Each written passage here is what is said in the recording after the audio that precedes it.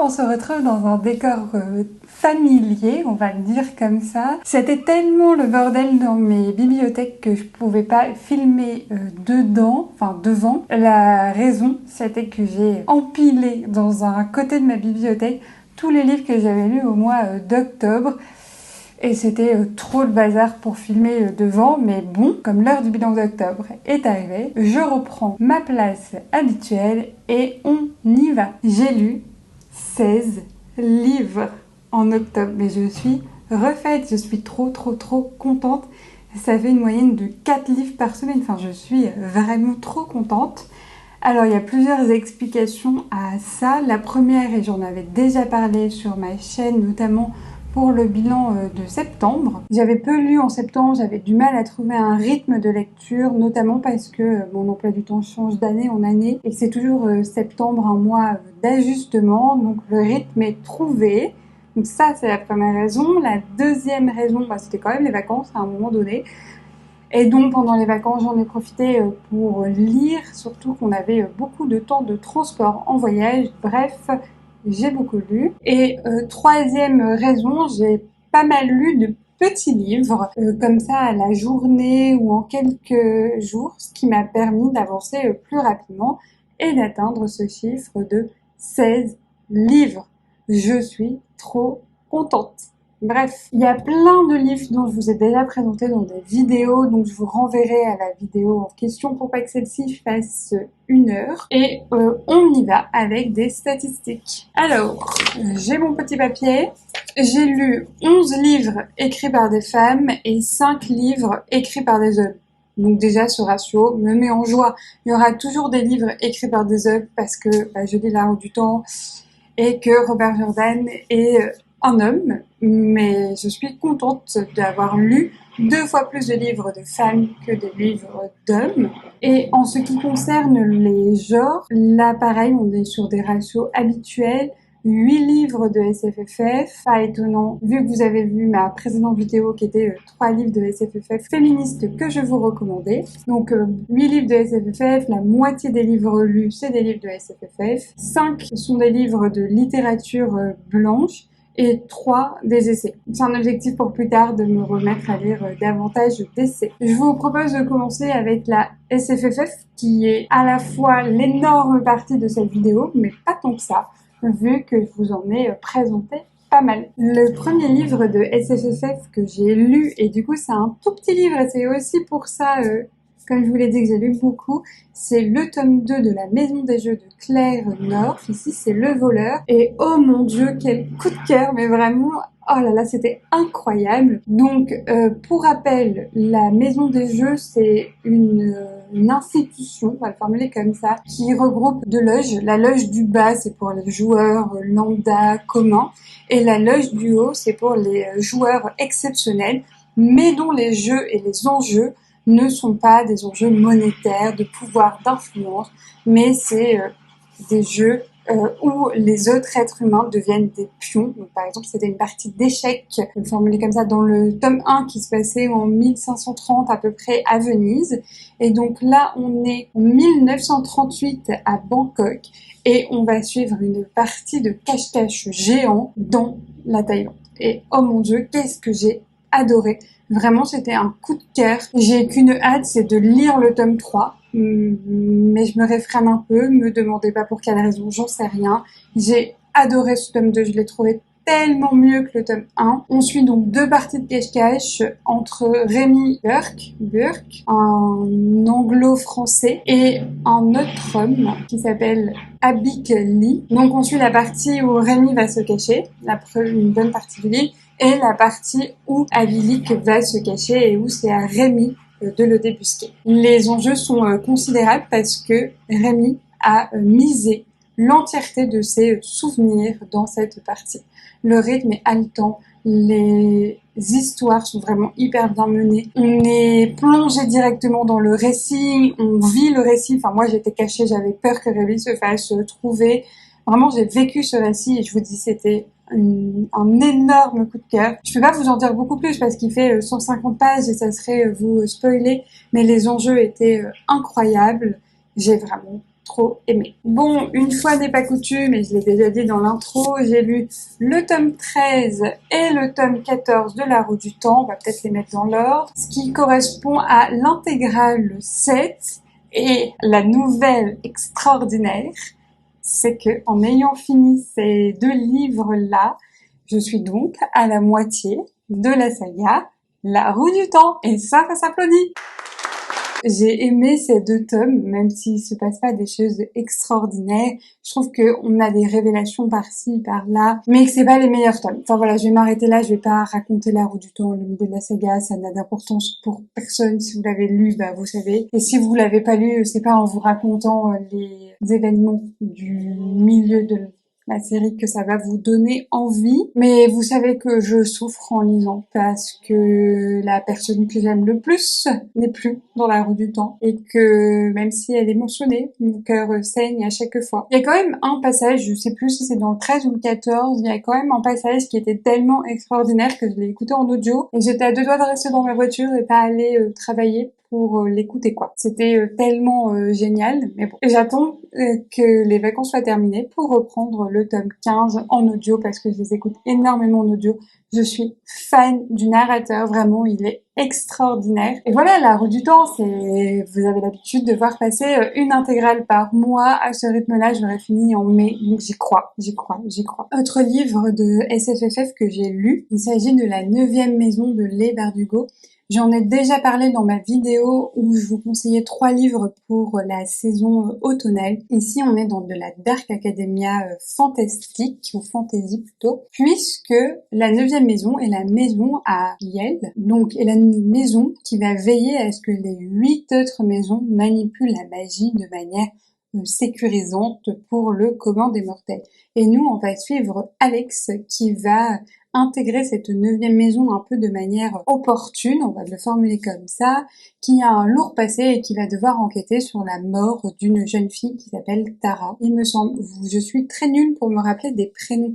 J'ai vraiment aimé ce livre-là. J'ai vraiment aimé, mais en fait c'était en deux moments. En fait, j'ai adoré la première partie du livre, il y a plein de mystères, il y a plein d'intrigues, j'avais envie d'en savoir plus, j'étais vraiment happée par le récit et la deuxième partie du roman où en fait on commence à résoudre les informations et il y a beaucoup moins de mystères m'a moins plu, mais j'ai vraiment bien aimé. Et j'ai très hâte de lire le tome numéro 2. Pareil, dans cette fameuse vidéo, je vous conseillais Piranèse de Susanna Clark, qui est un livre déconcertant et ô combien énigmatique, parce que il est écrit à l'envers. Enfin, moi, je le formulerai comme ça, je sais pas si c'est vraiment la bonne formulation. On comprend le livre quand on a fini de le lire. En fait, on est enfermé avec Piranèse dans un truc bizarre, un labyrinthe de pièces avec des statues où il y a des marées qui viennent et qui vont. Voilà, déjà une ambiance très chelou et Piranèse sait qu'il n'y a qu'un autre être humain avec lui qu'on appelle l'autre et l'autre va lui expliquer qu'il y a un troisième humain qui veut la mort de Piranèse et qui va s'en prendre à lui. S'ensuit des rebondissements de situations plus chelous que les uns que les autres et on comprend tout à la fin. C'est très énigmatique, mais encore une fois, j'avais tellement eu du mal à vous présenter la première fois que je vais vous renvoyer à cette vidéo. J'ai vraiment aimé l'ambiance, c'est très déconcertant. C'est chelou, moi j'ai vraiment oscillé entre j'adore et j'abandonne ma lecture. C'est un ovni littéraire que je vous invite à aller découvrir. Alors, il me reste 4 livres de SFFF à vous présenter et pareil, ça va aller ultra rapidement parce que le premier c'est 2060 de Lorraine Bastide, le deuxième c'est Earthland de Charlotte Perkins Gilman. Et le troisième, La fin des hommes de Christina Sweeney-Biard. Et ces 3 livres-là étaient dans mes recommandations de ma dernière vidéo, à savoir je vous présente 3 livres de SFFF féministes. Pour résumer, j'ai adoré la poésie que met en avant Lorraine Bastide dans 2060, où elle nous raconte avec force d'émotion et de poésie, c'est vraiment le mot-clé, la dernière journée d'une femme qui est condamnée à mort parce que la planète va se mourir et qu'on le sait. La planète se meurt à cause du réchauffement climatique et raconter la dernière journée de cette femme est l'occasion de manière détournée de revenir sur sa vie, sur ses souvenirs et sur les combats féministes et écologiques qu'elle a pu mener. C'est d'une beauté incroyable, d'une poésie vraiment fabuleuse et j'ai adoré lire ce court texte. Et pour toute autre raison, j'ai adoré aussi La fin des hommes de Christina Sweeney Biard. En fait, j'ai trouvé ça très original. Il y a eu un virus qui est apparu, un virus très similaire au Covid, donc attention, il y a des gros trigger warnings si vous avez très mal vécu cette période de Covid et de confinement, ou si c'est quelque chose de douloureux pour vous. Donc ce virus va venir détruire 90%, va venir tuer 90% des hommes, donc des garçons de la planète. Et on va donc suivre une galerie de personnages vraiment féministes, touchants, qui va nous donner des points de vue divergents et ô combien enrichissants, parce que c'est vraiment trop cool que la femme ne soit pas réduite à une femme singulière, mais qu'il peut y avoir des contradictions et que ça soit montré dans des romans. Donc on va suivre ces femmes qui sont toutes très différentes face à cette épidémie. C'était beau, c'était touchant, j'ai beaucoup pleuré et j'ai adoré cette galerie de personnages. Et ça, c'était ma troisième recommandation, qui est un classique du genre, donc un classique de la SFFF féministe américain, publié en 1915, où en fait on a 3 jeunes américains, et oh mon Dieu qui sont détestables, je m'en remets toujours pas, qui vont découvrir un pays, Irlande, un pays peuplé exclusivement de femmes qui se reproduisent par parthogenèse, c'est-à-dire qu'elles n'ont pas besoin d'hommes pour se reproduire, au cœur des États-Unis, et ce pays est aussi grand que les Pays-Bas. Et en fait, en découvrant ce pays qui est Irlande, on va pouvoir, par jeu de miroir, en fait, critiquer la société très sexiste américaine de ce début du XXe siècle. Encore une fois, moi j'avais détesté le point de vue de ces 3 Américains qui me saoulaient à un point inimaginable, et j'avais trouvé que Irlande n'était pas assez développée en tant que pays. On avait un pays féministe, mais voilà, on n'avait pas grand chose à se mettre sous la dent, moi j'ai trouvé. N'empêche, c'est un classique du genre. Charlotte Perkins Gilman, c'est une militante féministe. Ses écrits ont été oubliés, elle a été invisibilisée. Et rien que pour ça, je vous conseille d'aller la lire, parce que ça reste quand même très fort, alors que ça a plus de 100 ans. Et on arrive à la fin des livres de SFFF que j'ai lus ce mois-ci. Pareil, je vais pas vous en parler très longtemps, parce que il s'agit de Capitale du Nord, le tome 1 de Claire Duvivier, donc qui est dans la saga La Tour de Garde. Donc elle écrit avec son conjoint Guillaume Chamanadian. Et ici, le tome 1 s'appelle Citadin de demain. Je vais pas vous en parler pour 2 raisons. Un, parce que c'est une relecture qui va faire l'objet d'une vidéo qui va arriver juste après celle-là. Et surtout parce que mon avis détaillé, je l'avais déjà donné dans la précédente vidéo où je vous recommandais 3 livres de SFFF féminisme, mais de l'année dernière. Bref, j'espère que vous suivez. En tout cas, j'adore ce livre, vraiment. Je suis très touchée par Amalia. Beaucoup de choses m'étaient restées en tête finalement avec cette relecture.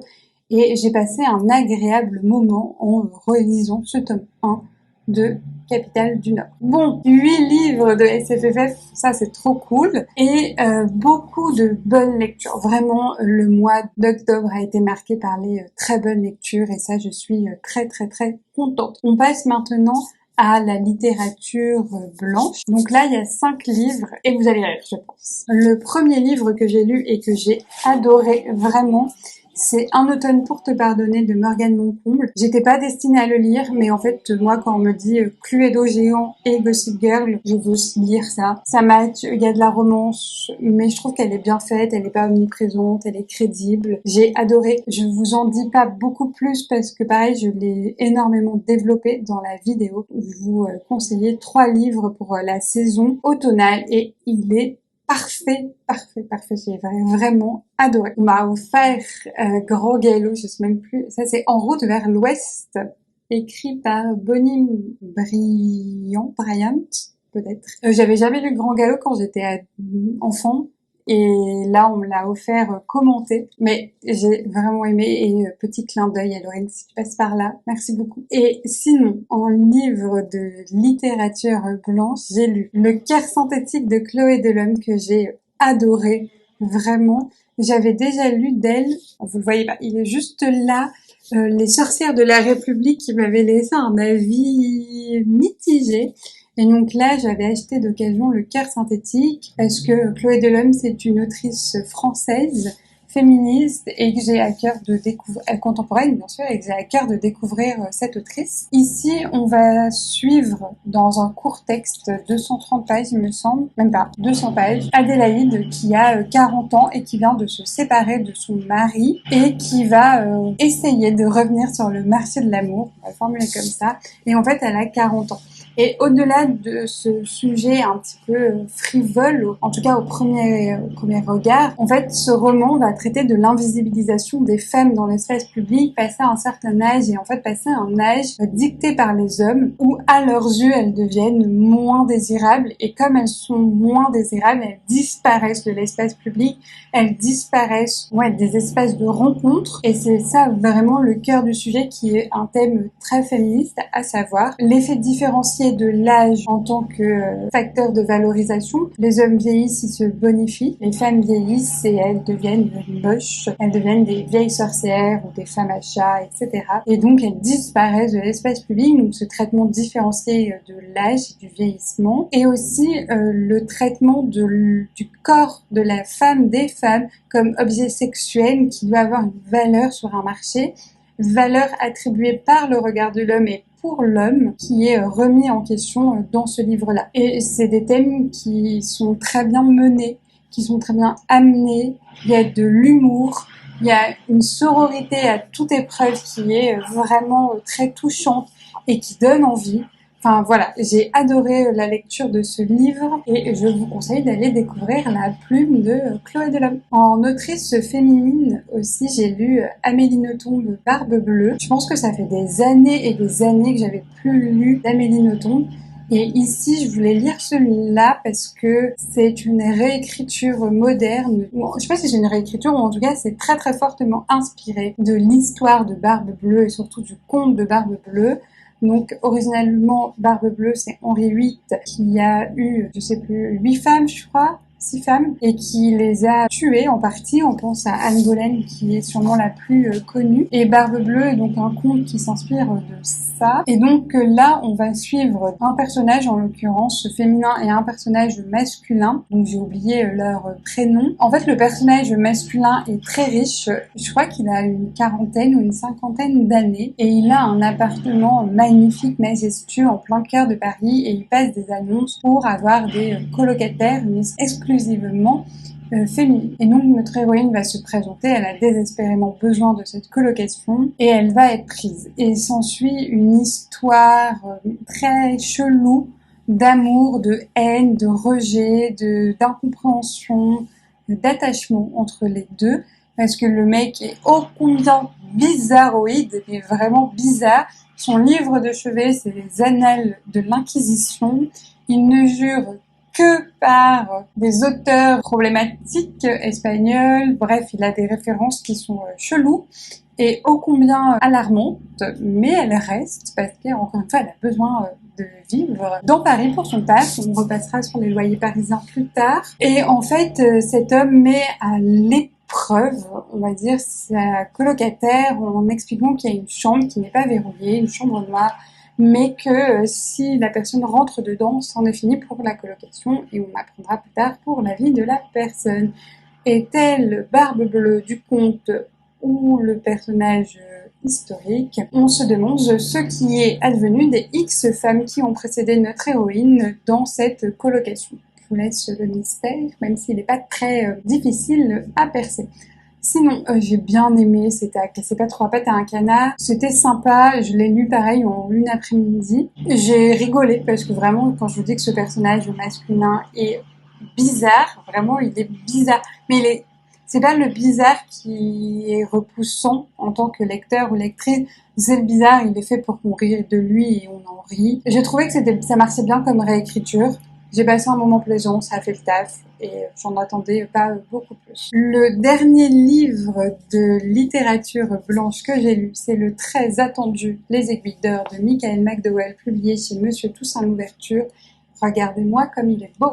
C'était la lecture commune du Patreon de Paper Palace et les avis ont été mitigés. Et je suis très contente parce qu'il a pris l'eau et finalement, ça se voit pas tant que ça. Voici les cradeuses de ce côté. Bref, la pluie milanaise a eu un petit peu raison de mon bouquin. Je pense qu'il ne faut pas lire ce livre sous hype. Enfin, il faut vraiment laisser de côté la hype qu'il peut y avoir autour des éditions de Monsieur l'Ouverture, de l'auteur, parce que c'est lui qui a écrit Blackwater, la saga dont tout le monde a entendu parler, et je pense que si on mesure ce livre à l'échelle de Blackwater, on est forcément déçu. En tout cas, c'est ce qui en était ressorti dans les commentaires sur le Patreon de Paper. J'y attendais pas grand-chose, parce que moi, j'ai vraiment apprécié Blackwater, mais c'est pas le coup de cœur phénoménal de l'année, comme ça a pu l'être pour certains. Et ici, on va suivre en 1882 deux familles. Oh, les prénoms et les noms, c'est vraiment pas pour moi. Les Stallworth, qui est une famille de juges, d'avocats et de prêtres. Donc on est à New York. Et de l'autre côté, la famille Champ, encore une fois la prononciation, on repassera Aurélie, une famille de criminels, deux LE, gérés par des femmes. Et en fait, on a une opposition très forte entre ces deux familles qui veulent en fait s'annihiler l'une et l'autre pour diverses raisons. Je vais pas rentrer dans les raisons parce qu'en fait, c'est tout le cœur de l'histoire. Qu'est-ce que moi j'en ai pensé? J'ai passé un bon moment. C'était un petit peu dur au début de rentrer dedans parce qu'il y a énormément de personnages, que les personnages sont pas si développés que ça, et donc on s'y perd un peu et on n'avait pas forcément d'attrait pour les personnages. Et pour moi, ça s'est confirmé tout au long de l'histoire. J'avais pas d'attachement aux personnages, j'en avais un peu rien à faire de ce qui leur arrivait, à part pour les deux jumeaux Rob et Ella, qui m'ont plus attirée, et encore c'était un bien grand mot. Ce qui m'a plus intéressée, c'est l'opposition de valeurs qu'il y a entre ces deux familles. Et en fait, cette opposition de valeurs, elle va venir refléter l'opposition qui existe au sein de l'Amérique de ces années-là, entre le puritanisme exacerbé de certaines familles affiliées au parti républicain, donc avec des valeurs très conservatrices, très morales, très religieuses, et de l'autre côté, une famille de criminels, mais qui va nous permettre d'avoir une autre vision de la société, donc deux visions qui vont s'opposer, une vision plus sociale ou socialiste de la chose, avec une réelle réflexion sur la pauvreté comme problème social et non pas comme faute morale individuelle, comme tare génétique, mais vraiment comme un problème de société. Et c'est ça qui m'a intéressée, c'est cette opposition très forte de valeurs qui existe aux États-Unis à cette époque, mais je pense dans pas mal de pays à la même époque. Et c'est ces chocs de valeurs-là qui m'a intéressée, c'est le combat des idées. Il y a même quelques réflexions sur le féminisme, sur la question féministe à certains moments, sur le racisme aussi. Et ça, c'était intéressant plus que l'histoire des deux familles. En fait, pour le formuler autrement, pour moi, l'histoire des deux familles venait plus pour asseoir les idées politiques. Voilà, je sais pas si je suis très claire. Donc j'ai bien aimé, c'était pas non plus incroyable. Je pense que la hype un peu aussi joué son rôle. Je m'attendais pas à aimer, mais je m'attendais pas à adorer, genre un coup de cœur, voilà. Mais je m'attendais quand même à plus aimer du fait de la hype. Après, j'ai passé un bon moment. C'était vraiment sympa, j'ai apprécié de plus en plus au fil de ma lecture. C'était quand même une bonne lecture. Et on passe maintenant aux 3 essais, où j'ai un avis quand même plus mitigé, on va dire. C'était pas... Autant la SFFF, j'ai adoré. La littérature blanche, c'était plus contrasté. Autant les essais, c'est quand même pas ça. Il y a une bonne partie, c'est un peu de ma faute. Le premier essai que j'ai lu, c'est ce tout petit texte de Guillaume Meurice. Peut-on aimer les animaux et les manger? Publié chez Alt. Donc Alt a pour vocation à publier des courts textes de militants et militantes, plutôt à gauche. Et donc quand je vous dis court texte, c'est vraiment très très court. Donc ici, on a une conversation entre deux personnages. Mon lent qui joue Guillaume Meurice, si Guillaume Meurice n'était pas écologique et végétarien, entre une dame et cette amie, puis après il y a une troisième personne qui s'y mêle. En fait, cette conversation entre l'ami et le faux Guillaume Meurice va être une conversation sur peut-on manger les animaux, pourquoi on doit en fait plutôt devenir végétarien. Et l'amie va contrer chaque argument de Guillaume Meurice, elle va essayer de l'aider à faire avancer sa réflexion pour qu'il en soit en fait convaincu. Les questions sont très simples et c'est des questions que vous pouvez poser à n'importe qui. Par exemple, elle lui dit, est-ce que tu penses que manger des animaux, c'est naturel? Et qu'est-ce que tu entends par naturel? Des questions aussi sur le coût économique de ne pas manger des animaux. Est-ce que en fait ça revient plus cher, moins cher Donc des questions qui sont très facilement posables. Moi, j'ai pas aimé ce texte-là, mais parce que je pense que c'est pas destiné à moi. Enfin, je sais pas comment formuler ça, mais c'est des réflexions que j'ai déjà eues il y a longtemps. Enfin, je suis d'accord avec ces réflexions-là. Je mange plus de viande depuis assez longtemps, et en fait, je trouve ça bien pour débuter votre réflexion sur la question du végétarisme ou la faire débuter à quelqu'un d'autre. Mais une fois que vous êtes dedans, c'est pas, enfin, vous apprenez rien de plus à part quelques chiffres ou quelques actualisations de données. Voilà, donc c'était intéressant, mais j'étais pas pour moi la cible. On va le formuler comme ça. Le deuxième essai que j'ai lu, c'est Toute une moitié du monde d'Alice Zeniter, qui est un essai sur la place des femmes dans l'écriture et la littérature, que j'ai vraiment bien aimé, mais je vais pas vous développer parce que carrément résumé dans une vidéo entière, qui s'appelle « Je lis un livre de mon autrice préférée ». Et si vous n'avez toujours pas lu Alice Zeniter, bah foncez. Dernier ouvrage, oh mon dieu que ça fait si longtemps que je parle, donc un essai, c'est La prochaine fois que tu mordras la poussière de Panayotis Peskot, qui est sa biographie, son autobiographie, où il mêle la question de l'homosexualité, de la dépression et du rapport au père. Je vous avais dit que quand je vous l'avais présenté, que tous les avis étaient élogieux. Moi, j'ai pas aimé, ça m'a pas touchée, j'étais très embêtée sur la déconstruction du récit. J'étais un peu perdue sur les personnes parce qu'il est même pas, c'est que des surnoms. J'ai eu du mal à m'identifier, à comprendre qui était qui, quels étaient les rapports entre les personnages. J'ai pas été plus touchée que ça par les thèmes, à part quand il parle de sa dépression où là, ça m'a vraiment marquée. Mais le trois quarts du livre m'a pas du tout plu ni touchée. Et en fait, j'ai trouvé que ça avait énormément de similitudes avec Édouard Louis, dans le livre d'Édouard Louis, En finir avec Eddie Bellegueule, que je connais vraiment bien pour l'avoir fait étudier à des élèves, et j'ai trouvé que là c'était trop proche,